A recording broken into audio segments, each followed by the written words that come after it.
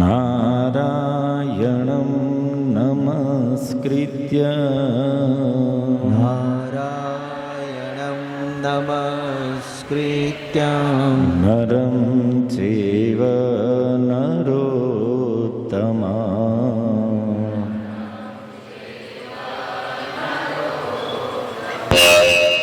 દેવીં સરસ્વતીં વ્યાસં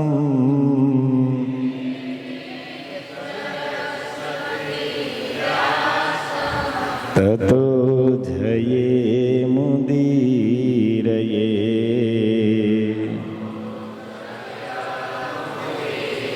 વયં ધન્યતમા લોકે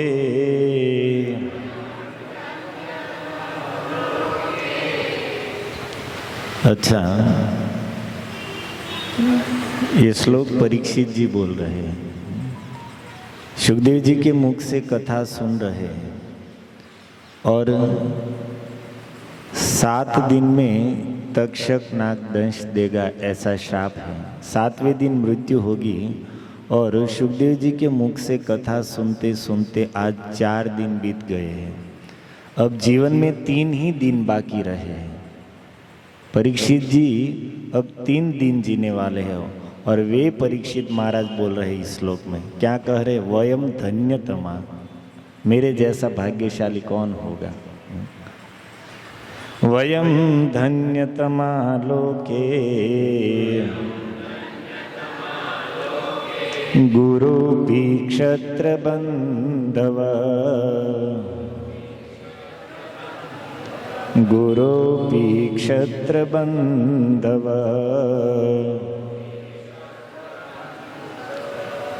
वयं पिबामो मुहुस्त्वत्त वयं पिबामो मुहुस्त्वत्त पुण्यं कृष्ण कथामृत पुण्यं कृष्ण कथामृत वयं धन्यतमा लोके गुरोऽपि क्षत्रबन्धव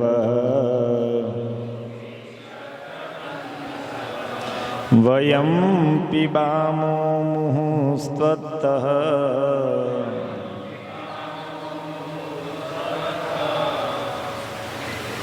पुण्यं कृष्ण कथामृत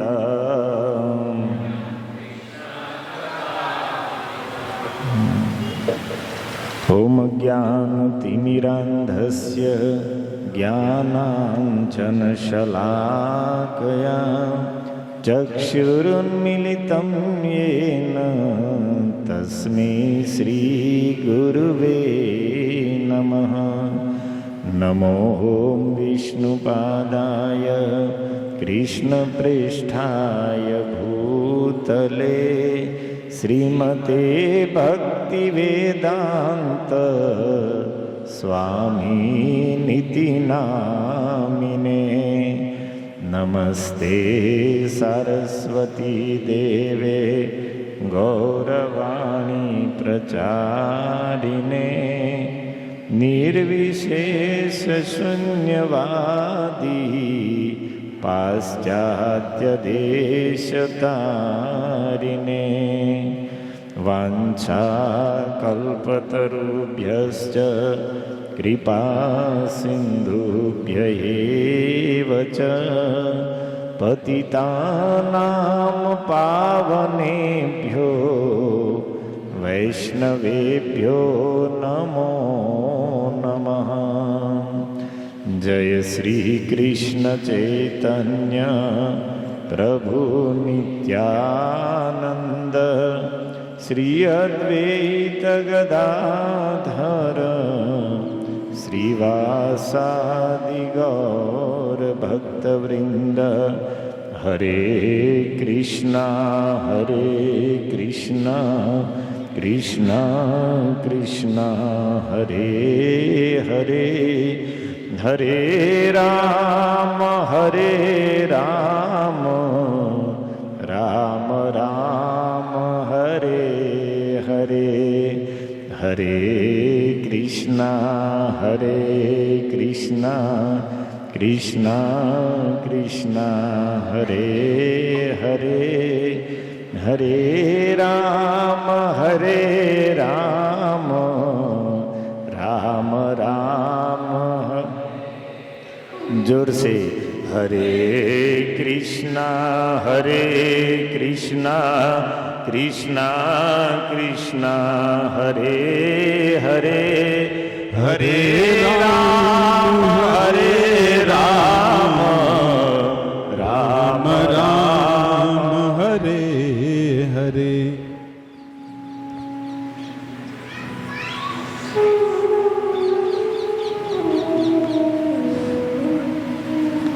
हरि बोल। हरे कृष्ण। तो सर्वप्रथम भक्तवत्सल प्रभु के मातुश्री की 7મી પુણ્યતિથિ ના ઉપલક્ષમાં આપણે લોકો અહીંયા એકત્ર થયા છીએ।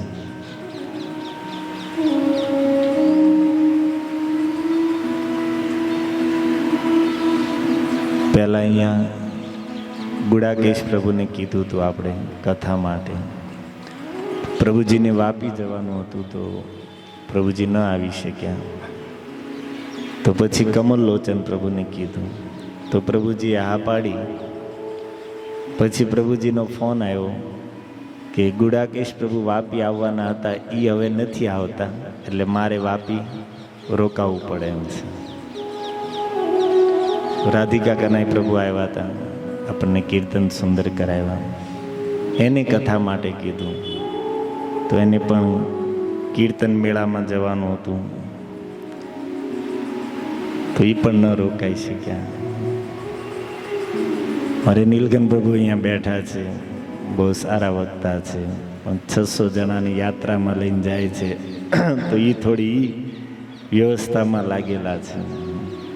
મારે કરુણાપ્રિય પ્રભુ એ પણ બહુ સારા વક્તા છે, તો આજ બપોરે મંદિરે એનો સન્ડે લવ ફીસ્ટ ક્લાસ હતો, તો પછી કોઈ ન હોય ત્યાં ચાલો રાધા માધવ ભગવાનના ચરણો, અષ્ટસખીના ચરણોમાં બેસીને કંઈક કથા કહેવાનો અવસર મળ્યો।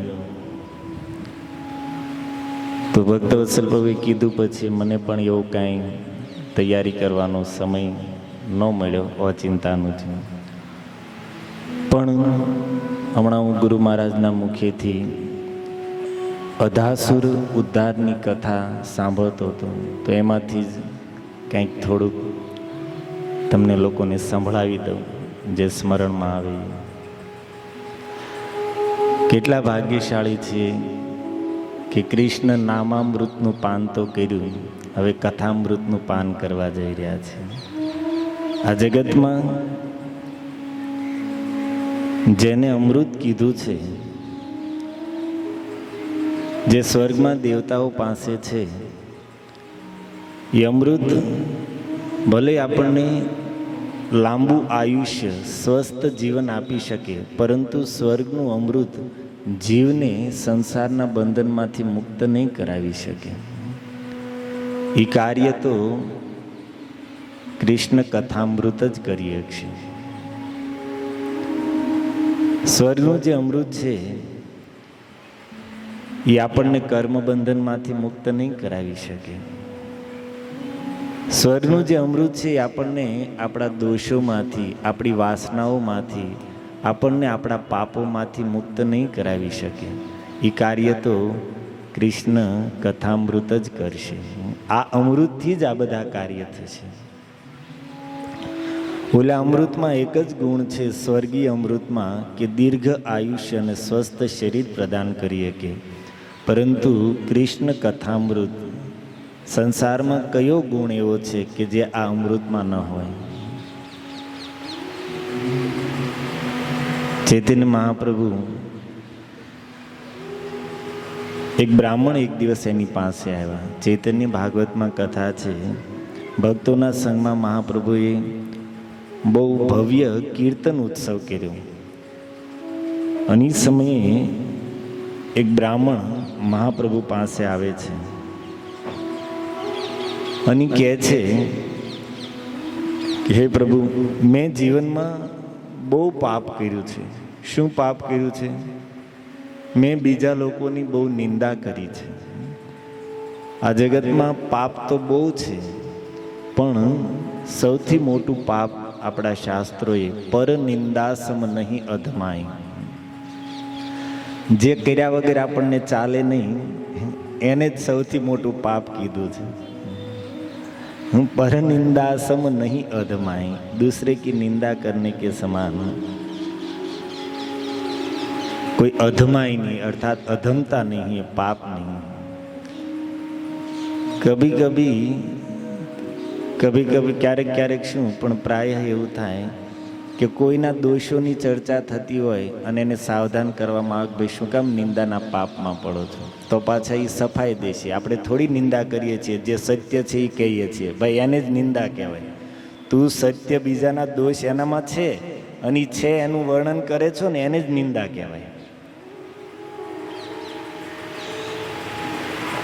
એનામાં દોષ નથી છતાં જો આપણે વર્ણન કરીએ છીએ તો એ તો દ્વેષ છે, એ અસત્ય છે એ બોલવું એને જ નિંદા કહેવાય.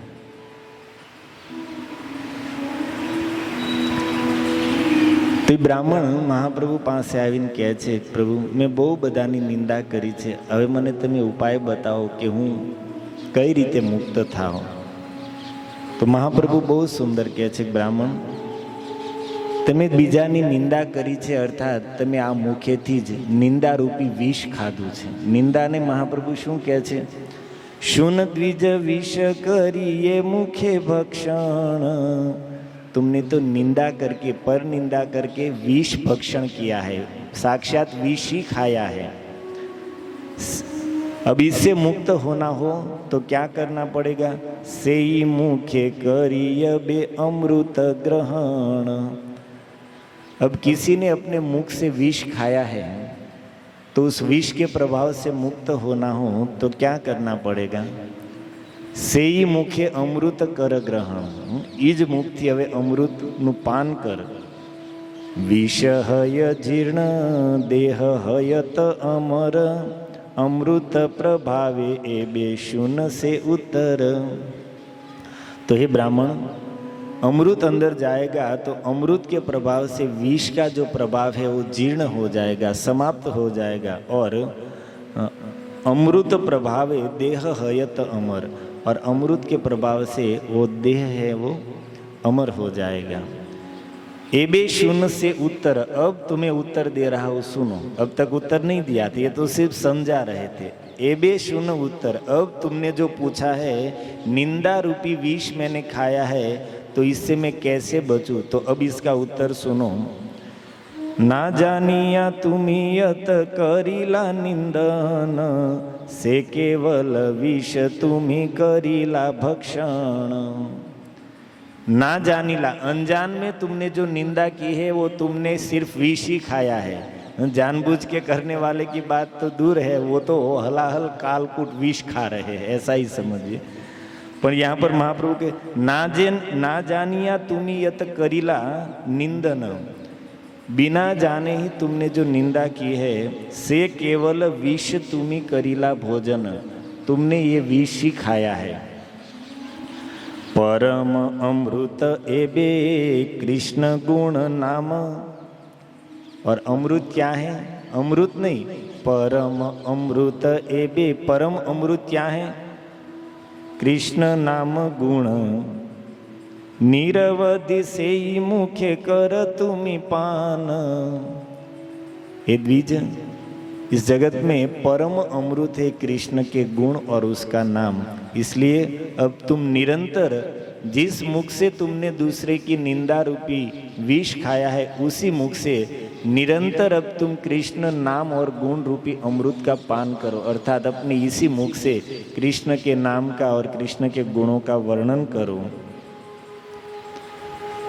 ये मुखे करीला तुमी वैष्णव निंदन, सेई मुखे कर तुमी वैष्णव वंदन। जिस मुख से तुमने वैष्णव की निंदा की है, अब उसी मुख से तुम वैष्णव की वंदना करो, उसके गुणगान करो। सबा है ते भक्तेर महिमा बढ़ाइया। ये द्विज एक बात को ध्यान रख के सुन लो कि इस जगत में सबा है ते वैष्णव महिमा बढ़ाया। इस जगत में सबसे बड़ी वैष्णव की महिमा है। कृष्ण से भी अधिक किसी की महिमा है तो उनके भक्तों की है। इसलिए संगीत कवित्व विप्रे कर तुमी गान। संगीत के द्वारा, पंडिताई के द्वारा जैसे भी तुम कर सको वैष्णव के गुणगान करो। कृष्ण यश परमानंद अमृते तोमार, निंदा विषयत सब करीव संहार। महाप्रभु कहते कि कृष्ण यश परमानंद अमृत है।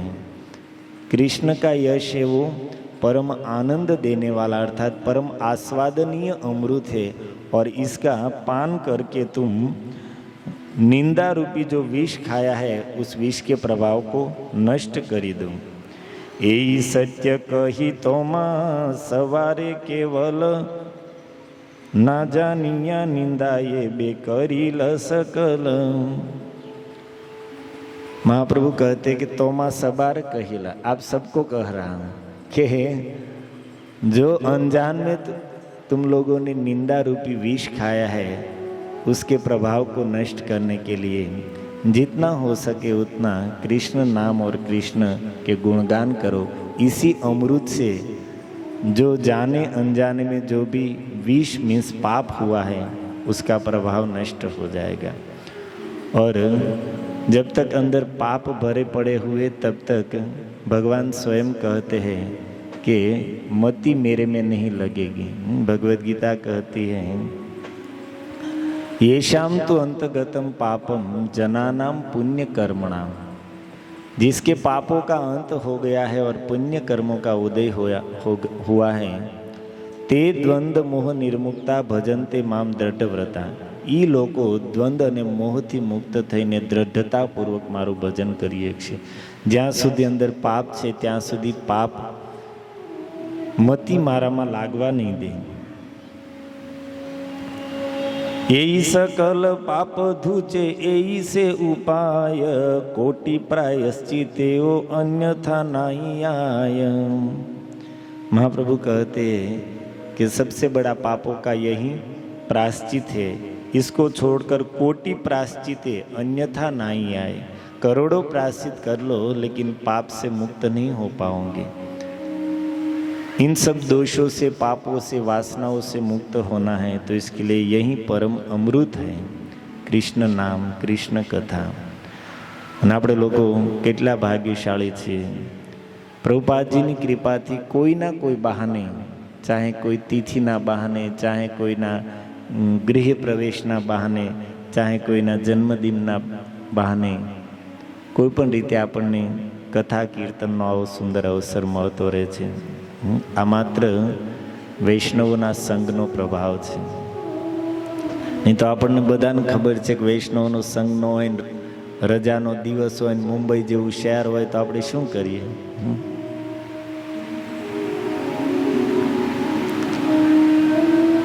તો આપણે અહીંયા બાની પવિત્ર તિથિએ એના સ્મરણે ઉપસ્થિત થયા છીએ। બાના કલ્યાણ માટે તો શું કહેવાનું હોય? જેના દીકરા હોય એ ઘરને જ મંદિર આવું સુંદર બનાવ્યું હોય,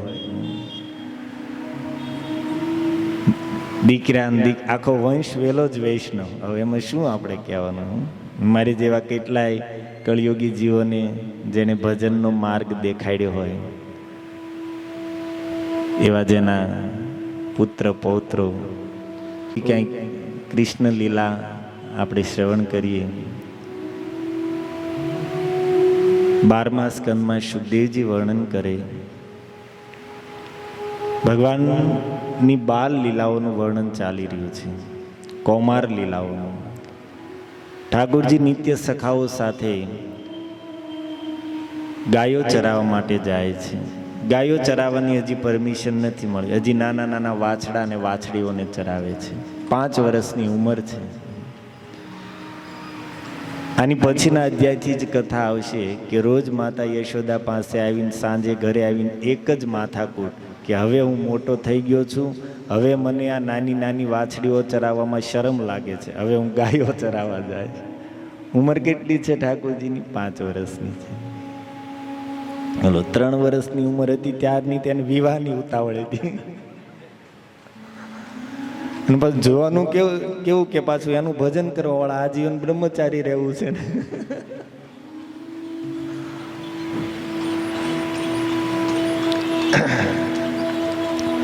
તો એક દિવસ બધા ગોપ બાળકોએ સાથે મળીને યોજના બનાવી કે કાલે સવારનું ભોજન બાલ ભોગ આપણે ઘરે નહીં કરીએ, કાલ આપણે સાથે ટિફિન લઈને જઈશું, વનમાં જ સાથે વન ભોજન કરશું.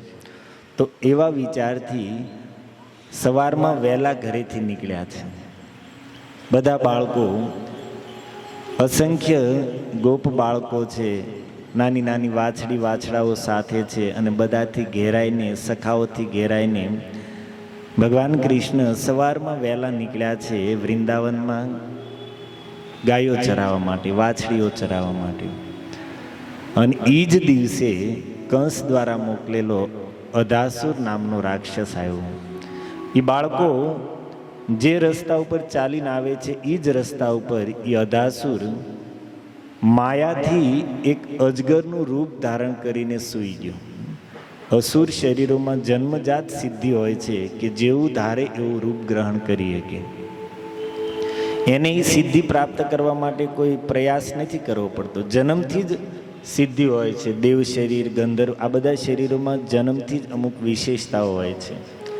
એક માણસ પાસે કાંઈ, મનુષ્યને ઠાકોરજીએ કાંઈ જન્મજાત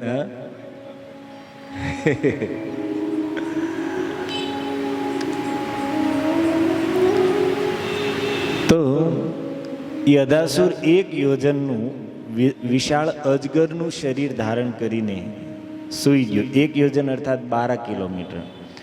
અને મુખ ખોલીને જીભને બહાર કાઢીને એવી રીતે એ સૂતો છે કે બાળકોને એમ લાગે કે આ કોઈ પર્વતની ગુફા છે. જીભ હતી અને બહાર કાઢીને રસ્તાની જેમ ફેલાવી દીધી.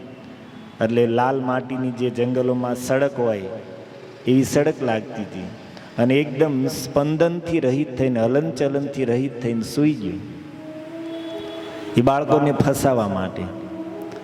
અને થયું પણ એવું, ગોપ સખાઓ બધા ચાલીને આવે છે તો વિચાર કરે છે કે આ સુંદર વૃંદાવનની કોઈ શોભા છે, પર્વતની ગુફા છે, અને અધાસુરના મુખને પર્વતની ગુફા સાથે સરખાવતા સરખાવતા એકવાર વિચાર પણ કર્યો કે કદાચ આ સાચું અજગર હશે તો પાછા બીજા સાથે, એટલે સાચું અજગર હોય શું થઈ ગયો? બકારી સન્મુખમ, આપણી સાથે છે ને બકાસુરને મારવા વાળો, બકાસુરને જેમ ફાડી નાખ્યો તેમ આને ફાડી નાખશે. કર તાળીયમ, સુખદેવજી કહે છે કે તાળીયું પાડતા પાડતા બકારીના ભરોસે, કૃષ્ણના ભરોસે અધાસુરના મુખમાં હોઈ ગયા.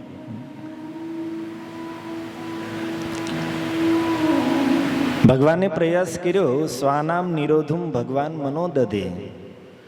કૃષ્ણએ પ્રયાસ કર્યો કે ભાઈ રોકું, પણ રોકે થોડાક ઠાકોરજી થોડા પાછળ હતા, રોકે ત્યાં તો એ બધા તાળી વગાડતા વગાડતા એ અધાસુરના મુખમાં પ્રવેશ કરી ગયા. તાવદ પ્રવિષ્ટા સ્ત્વસુરોદરાંતમ પરમન ગિરણા શિશવઃ સવત્સા. અને બાળકો પ્રવેશ કર્યા વાછડાઓ સાથે, પણ અધાસુર હજી એને ગળતો નથી, મુખ બંધ ન કર્યું. કેમ? કારણ કે એનો સાચો શત્રુ તો હજી બહાર છે. એને એમ થયું કે જો હું મુખ બંધ કરીશ, હલનચલન થશે તો કૃષ્ણને એમ થશે કે ભાઈ આ કંઈ પર્વતની ગુફા નથી, આ તો અજગર છે, તો એ ભાગી જશે. તો એટલા માટે કૃષ્ણની આવવાની પ્રતીક્ષમાણેન બકારી વેશનમ. અધાસુરને બકાસુર બહુ યાદ આવે છે, કારણ કે બકાસુર અને પૂતના એ બે એના ભાઈ બહેન હતા. અને આગળ જ્યારે કૃષ્ણ ચાલીને આવતા હતા ત્યારે એ કૃષ્ણને જોઈને વિચાર કરે છે કે આ દુષ્ટ, આ ઈ જ છે કે જેણે મારા નિર્દોષ ભાઈ બકાસુરને અને મારી નિર્દોષ બહેન પૂતનાને વગર કારણે મારી નાખી. તો એ બકારી ના પ્રવેશની પ્રતીક્ષામાં એણે મુખ બંધ ન કર્યું.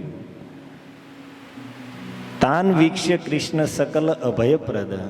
અને ભગવાને જ્યારે જોયું કે મારા સખાઓ આ મૃત્યુના મુખમાં વયા ગયા છે, સકલ અભયપ્રદ, સંસારમાં સમસ્ત જીવોને અભય દેવાવાળા ભગવાન અનન્ય નાથા, જે બાળકો કૃષ્ણને જ પોતાના અનન્ય નાથ સમજતા હતા. मृत्यु जठराग्नि घासान, जब देखा कि अधासुर की जठराग्नि में ये कलेव कोड़ियों बनी गया, तो શું કરું વિચાર કરે છે કે હવે કઈ રીતે બચાવવા. અને તરત જ દોડીને એ પણ અધાસુરના મુખની અંદર પ્રવિષ્ટ થઈ ગયા. જેવા ભગવાન કૃષ્ણ અધાસુરના વિશાળ મુખમાં પ્રવિષ્ટ થયા, આકાશમાં દેવતાઓ ઉભા રહીને જોવે છે. અધાસુર કંસ દ્વારા મોકલેલો એ અસુર વૃંદાવનમાં આવ્યો છે, તો દેવતાઓ ભયભીત થઈને વાદળોમાં છુપાઈને જોઈ રહ્યા છે કે હવે શું થશે.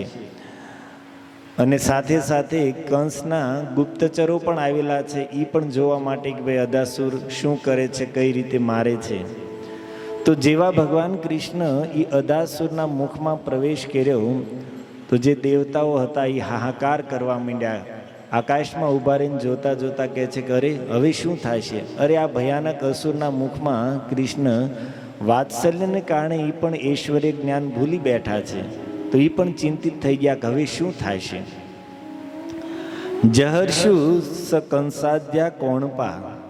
और कंस को जब समाचार गुप्तचरों के द्वारा मिला कि कृष्ण अधासुर के मुख में प्रविष्ट हो गया है, तो उन लोगों ने तो समझा कि अब कृष्ण मर गया, तो वहां पर तो उत्सव प्रारंभ हो गया। तो वहां पर लिखा है कि असुरास्तु वर्तमान दृशा। असुर कोने कहेवाय? जेनी दृष्टि खाली वर्तमान उपर होय। ई असुरोए शुं जोयुं कि कृष्ण अधासुरना मुखमां प्रवेश थया, अर्थात मरी गया। शुं थशे एनो विचार देवताओए कर्यो कि हवे शुं थशे। एणे कांई विचार न कर्यो, एने तो शुं थयुं कि आपणुं काम थई गयुं। तो कहे छे असुराह वर्तमान दृशा। असुरो कोने कहेवाय? जेनी दृष्टि वर्तमान उपर होय, अर्थात अत्यारे आपणे सुखी रहेवुं छे। भविष्यनो कोई आगळनो कोई विचार नथी। पाप करवू पड़े तो पाप करो, खोटू करवू पड़े तो खोटू करो, बीजानी परहिंसा करवी पड़े तो परहिंसा करो। कोई पण जे करवू पड़े पण अत्यारे आपणने सुख मळवुं जोईए। पाप करीने अत्यारे आपणे सुखी थाशुं तो आगळ सजा भोगवी पड़शे, आवो कोई विचार असुरोमां न होय। एने ज आसुरी लोको कीधा छे कि जेनी पासे भविष्यनो कोई विचार ज नथी। वर्तमान दृष्टि है, अत्यारे अमारे सुखी रहेवुं छे, अत्यारे अमारे मौज करवी छे, अत्यारे अमारे जलसा करवा छे। वर्तमान में आपणे खोटू करशुं, कुकर्म करशुं, विषयो भोगवशुं तो आनुं भविष्यमां परिणाम शुं आवशे, आनुं फळ शुं आवशे, आवो कोई विचार आसुरी बुद्धिना लोकोमां नथी होतो। ज्यारे देव बुद्धि कोने कहेवाय? जेनी कोई पण कार्य करे अत्यारे पण पहेला आगळनो विचार करीने कार्य करे। अमे आ कार्य करशुं, आना फल स्वरूप भविष्य मानु परिणाम शुं आवशे। कंईक एवुं न थाय कि आ कार्यना फल स्वरूप अमारे दुर्गति भोगवी पड़े। आ अत्यारे अमे आ गलत करशुं तो आना फल स्वरूप आगळ अमारे जीवनमां मोटा मोटा संकटो, कष्टो, विघ्न सहन करवा पड़े। आ बधो विचार करे। भविष्यनो देव बुद्धि छे जे भविष्यनो विचार करे, अने आसुरी बुद्धि छे जे खाली वर्तमाननो ज विचार करे, एने आगळ पाछळनो कोई विचार नथी। तो अहींया ई देवताओए ज्यारे जोयुं भगवान अधासुरना मुखमां गया तो हाहाकार करी उठ्या कि हवे शुं थशे। पण ई असुरो तो एम ज समज्या कि चालो कृष्णनुं मृत्यु थयुं, आपणे विजय थई गया, आगळनो कोई विचार ज न कर्यो। અને આ બાજુ ભગવાન અધાસુરના મુખમાં ગયા અને એના ગળામાં પહોંચીને શરીર વધાર્યું। એટલું શરીર વધાર્યું કે અધાસુરનો શ્વાસ હતો એ રુદ્ધ થઈ ગયો। ખાલી શરીરને વધાર્યું, વિસ્તારિત ન કર્યો, સાથે સાથે તપ્ત પણ કર્યું, ગરમ પણ કર્યું। હવે ગળામાં ગરમ ગરમ અને એ તે ગળું અવરુદ્ધ થઈ જાય એટલું ભગવાને શરીર વધાર્યું। તો જે પ્રાણને નીકળવાનું સ્થાન છે ત્યાં તો ઠાકુરજી પરબ્રહ્મ ઊભા રહી ગયા છે. સેવા તો બહુ વિરલાઓને ગણ્યા ગાંઠ્યા લોકોને જ મળે, બધા તો કરી ન શકે. પણ આ બધી જ વૈષ્ણવની સેવા છે. એમાં સૌથી મોટી સેવા શું છે? શ્રીમદ ભાગવતનો અંતિમ શ્લોક સાંભળી લ્યો. બ્રહ્માજી સાક્ષાત કહે છે કે નહીં અલ્પ તપસો સેવામ વૈકુંઠ વર્તમસુ યત્રોપગીયતામ દેવ દેવ જનાર્દન. જેની પાસે પુણ્યનું બળ નથી, અલ્પ તપસા, જેની પાસે તપસ્યાનું બળ નથી, એને વૈકુંઠના માર્ગે ચાલી નીકળ્યા છે એવા વૈષ્ણવોની સેવા. નહીં અલ્પ તપસો સેવામ વૈકુંઠ વર્તમસુ. વૈષ્ણવોની સેવાનું સૌભાગ્ય અલ્પ તપવાળાને ક્યારેય મળતું નથી. જેની પાસે પુણ્યની પૂંજી નથી એને ક્યારેય વૈષ્ણવોની સેવાનો અવસર મળતો નથી. તો સેવા શું? તો ત્યાં સેવા શબ્દનો અર્થ કરે છે કે સેવા તન મુખે હરિકથા શ્રવણમ. વૈષ્ણવોની સર્વશ્રેષ્ઠ સેવા શું છે? સેવા તન મુખે હરિકથા શ્રવણમ. એના મુખથી હરિકથા સાંભળવી આ સૌથી મોટી સેવા છે. સેવા ઘણા પ્રકારની છે, ગુરુ હોય કે વૈષ્ણવ હોય, પણ સૌથી મોટી સેવા છે તન મુખે હરિકથા શ્રવણમ. એના મુખેથી કૃષ્ણ કથા સાંભળવી આ સૌથી મોટી સેવા છે. તમને એમ થાય કે ચાલો ભાઈ આપણે અમુક વૈષ્ણવની સેવા કરવી છે, બેસો. બેસીને એને કે પ્રભુજી એની કથા કહેતા આવડતું હોય કે 5-10 મિનિટ અડધી કલાક કંઈક કથા સંભળાવો, ન આવડતું હોય કીર્તન આવડતા હોય તો કે થોડા કીર્તન સંભળાવો. સેવા થઈ ગઈ. સૌથી મોટી સેવા આ છે.